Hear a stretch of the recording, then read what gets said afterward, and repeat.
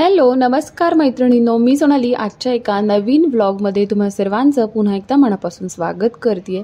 सर्वप्रथम सर्वांना श्री स्वामी समर्थ। आजच्या व्लॉगला सुरुवात झाली आहे। सेम काल मी नवरीचं ब्लाऊज तुम्हाला दाखवलं होतं की अरिवर्कला घेतलं, तर आज दिवसभरामध्ये मी ते पूर्ण केलेलं आहे। आता जवळजवळ संध्याकाळ झालेली आहे आणि फायनली मी काय करते, त्याच्यावरती जे मार्किंग केलेलं आहे ते रॉकेलने इरेज केलेलं आहे। जिथे जिथे मार्किंग दिसते, तुम्हाला डाग दिसत असतील रॉकेलचे, नंतर ते रॉकेल उडून जातं। आता हे बघा, हा बॅक पॅटर्न आहे, हा फ्रंट पार्ट आहे आणि ह्या दोन्ही स्लीव्स आहेत की ज्यांना मी एक्सटेन्शन केलं होतं फॅब्रिकचं, म्हणजे ते रिंगला छान व्यवस्थित बसतात। तर हा एक नवरीचा साखरपुड्याचा ब्लाऊज पूर्ण तयार झालेला आहे आणि जो हळदीचा ब्लाऊज आहे तो मी करते। त्यानंतर माझं जेवण वगैरे झालं आणि हा ब्लाऊज तयार करायला घेतलेला। आता हा ब्लाऊज कसा तयार केला हे तुम्हाला जोंधई क्रिएशन चॅनलवरती मी इन डिटेल व्हिडिओ शेअर करणार आहे। फायनल लुक पण दाखवते। ॲक्च्युली बजेट नव्हतं नवरीचं आणि प्लस आरीवर्कचं ब्लाऊज एक साखरपुड्याचं केलं, पण हळदीच्याही ब्लाऊजला तसंच काहीतरी छान डेकोरेटिव्ह करायचं होतं, पण बजेट नव्हतं। तर नॉर्मली मग मी एक सजेस्ट केलं की अरिवर्कच्या लेस मिळतात आता मार्केटमध्ये अवेलेबल आहेत, सो कमी बजेटमध्ये आपण तसं ब्लाऊज बनवू शकतो। सो मी हे ब्लाऊज घेतलेलं आहे 10:30-11 वाजता बनवायला आणि जवळजवळ हे ब्लाऊज बनवायला मला तुम्ही पाहू शकता 1 वाजलेला आहे आणि हे ब्लाऊज पूर्ण झालेलं आहे।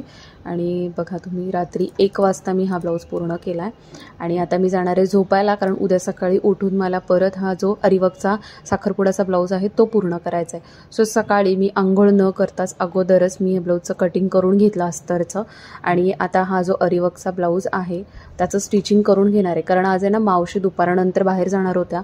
सो मी म्हटलं की एकतर हुकलोकचं जे काम आहे ते माझं खूप कमी होऊन जाईल, कारण किती नाही म्हटलं तरी त्याला पण बराच वेळ जातो व्यवस्थित एकदम फिनिशिंगनी करायचं म्हटलं तर। हे बघा, रात्री हा ब्लाऊज तयार झाला होता। आता याचं अस्तर कटिंग करून घेतलं, फॅब्रिकसुद्धा कटिंग करून घेतले आणि आता मी बसते स्टिचिंगला। सो स्टिचिंग पण मी एक फक्त पूर्ण ब्लाऊज जोडून घेतला आणि नंतर मला करायचं होतं ओव्हरलॉक। सो म्हटलं हे 2 ब्लाऊज जे झालेले आहेत त्या दोन्ही ब्लाऊजला मी ओव्हरलॉक करून घेईन व्यवस्थितरित्या, कारण फिटिंग केल्यानंतर ओव्हरलॉक करता येत नाही, त्यामुळे मग मी पटापट फिटिंग करून घेतलेलं आहे। आता तुम्ही म्हणाल ह्या मशीनवरती ओव्हरलॉक कसे करते, तर हे पहा मी तुम्हाला दाखवते। माझं मशीन जे आहे उषा जनेमो वंडर स्टिच मशीन आहे की ज्यामध्ये आपल्याला कुठल्याही प्रकारचा दाब बदलायचा नाही आहे। आपला रेग्युलर स्टिचचा जो दाब असतो तोच मी इथे वापरते ओव्हरलॉक करण्यासाठी आणि इथे फक्त सेटिंग बदलायच्या असतात। जसे की इथे 2 समोर बटन्स आहेत की एकाचं जे सेटिंग आहे ते सी वरती ठेवायचं, जे लेफ्टचं बटन आहे, आणि दुसऱ्याचं सेटिंग जे आहे ते 1 ते 2 मध्ये ठेवायचं। इथे तुम्हाला इन्स्ट्रक्शन्स दिलेले आहेत मशीनवरती। तर हे मशीननीच मी ओव्हरलॉक, पिको, साधं स्टिच पण इमर्जन्सीला गरज पडली तर ते सुद्धा होतं। काजे पण एकदम प्रोफेशनल पद्धतीने ह्या मशीनवरती होतात। भरपूर साऱ्या स्टिच आहेत, 14-15।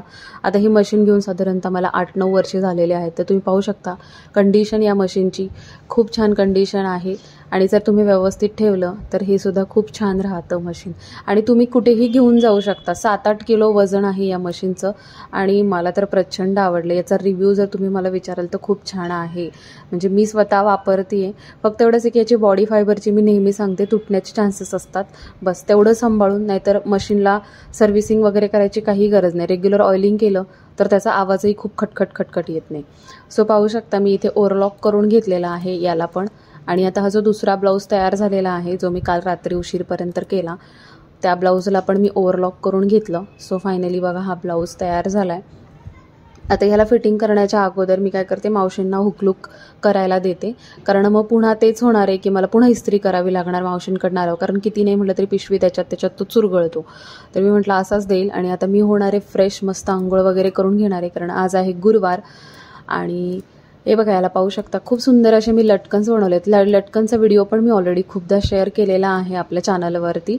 तर असे हे फॅब्रिक भरपूर होतं, साईज नवरीची साधारणतः 32 होती, त्यामुळे फॅब्रिक खूप उरतं छोटी साईज असल्यावर। मग असे छान लटकन दिसतात, एकदम फिनिशिंगनी छान दिसतात।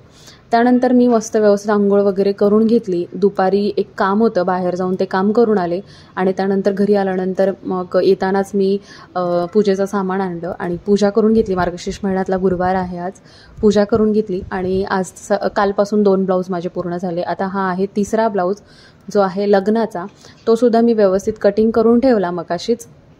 जेव्हा माझं आवरलं तेव्हा. आता हा घेणार आहे मी स्टिचला. आणि पहिली महत्त्वाची गोष्ट, हा सुद्धा तिसरा ब्लाऊज मला लो बजेटमध्ये बनवायचा होता.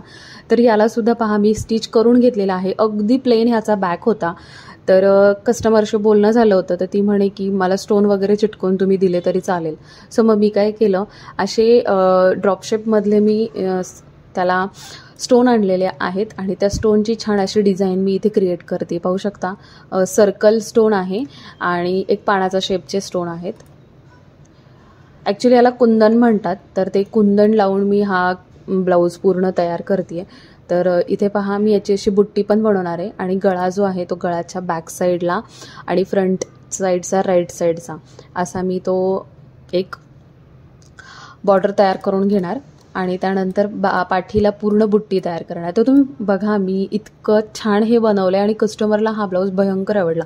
याचं जे फायनल लुक आहे ना, ते तुम्हाला उद्याच्या व्लॉगमध्ये बघायला मिळणार आहे की मी काय केलं आहे. आणि अशीच नवीन नवीन छान छान ट्रिक्स बघण्यासाठी आपल्या चॅनलला जरूर सबस्क्राईब करून ठेवा, जेणेकरून अजून खूप छान छान नवीन पॅटर्न्स मी डेलीमध्ये जे काही नवीन नवीन खूप गोष्टी ट्राय करत असते, जे मला प्रॉपर शूट नाही करता येत, बट मी तुम्हाला व्लॉगमध्ये नक्कीच शेअर करेन की कशा पद्धतीने मी काय काय बनवते. सो हे बघा, बॅक साईडचा पार्ट मी हा अशा पद्धतीने तयार केलेला आहे. याला मागे एक स्ट्रिप लावलेली आहे जिथे मला लटकन्स लावायचे आहेत. हा पहा, फ्रंट साईडचा राईट पार्ट पण पूर्ण तयार झाला. हाफ सर्कल असं मी बनवलं आहे आणि जिथे गरजेचं आहे दिसेल तिथे बुट्टी टाकलेली आहे. त्यानंतर मी स्लीव्सला सुद्धा बनवलेला आहे. स्लीव्सची जी बॉर्डर आहे त्या बॉर्डरच्या वरती सुद्धा सेम तसंच डिझाईन जे बनवलेलं आहे हाफ सर्कलचं आणि वरती उरेल तिथे बुट्टी बनवलेली आहे. आणि आता हा ब्लाऊज मला पूर्ण स्टिच करून घ्यायचा आहे.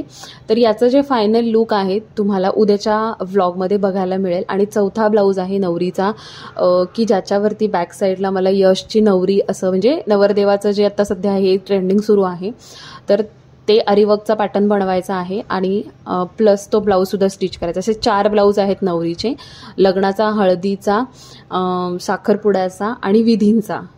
फेरे जे घेतो त्याच्यावर नऊवारीचा तो ब्लाऊज आहे. सो तो उद्याच्या ब्लॉगमध्ये, असे 4ही ब्लाऊज तुम्हाला फायनल लुक मी तुम्हाला उद्याच्या ब्लॉगमध्ये दाखवणार आहे. आणि ॲक्च्युली ही नवरी आहे सातारची, लग्न आहे श्रीरामपूरमध्ये आणि उद्या मी हे सगळे ब्लाऊज घेऊन श्रीरामपूरला निघालेली आहे. चला मग भेटूया आपण उद्याच्या ब्लॉगमध्ये. आजचा ब्लॉग कसा वाटला नक्की सांगा कमेंट करून. आवडला असेल तर लाईक शेअर करा आणि आपल्या चॅनलवर नवीन असाल तर चॅनलला जरूर सबस्क्राईब करा आणि येणाऱ्या व्हिडिओच्या नोटिफिकेशनसाठी घंटेचं बटनसुद्धा प्रेस करा. आणि हो, आपले 16 डिसेंबरपासून अरिवर्कचे क्लासेस सुरू होत आहेत. जर कोणाला बुकिंग करायचं असेल आणि क्लासमध्ये कोर्स करायचा असेल तर नक्की मला व्हॉट्सअप करा. व्हॉट्सअप नंबर मी स्क्रीनवरती देते. एनी अदर दुसरे कुठलेही कोर्सेस जरी करायचे असतील तर तुम्ही मला व्हॉट्सअप करू शकता किंवा आपलं ॲप्लिकेशन आहे मिसेस जोंधे कोचिंग, ते डाउनलोड करा. त्यावरती सगळी इन्फॉर्मेशन मिळेल तुम्हाला कोर्सची आणि झालेले कोर्ससुद्धा तुम्ही परचेस करू शकता रेकॉर्डेड व्हिडिओ. चला मग भेटूया उद्याच्या आणि अपकमिंग व्हिडिओमध्ये आणि त्यामध्ये तुम्हाला खूप छान छान हे फायनल रिझल्ट बघायला मिळणार आहे ब्लाऊजचे. बाय.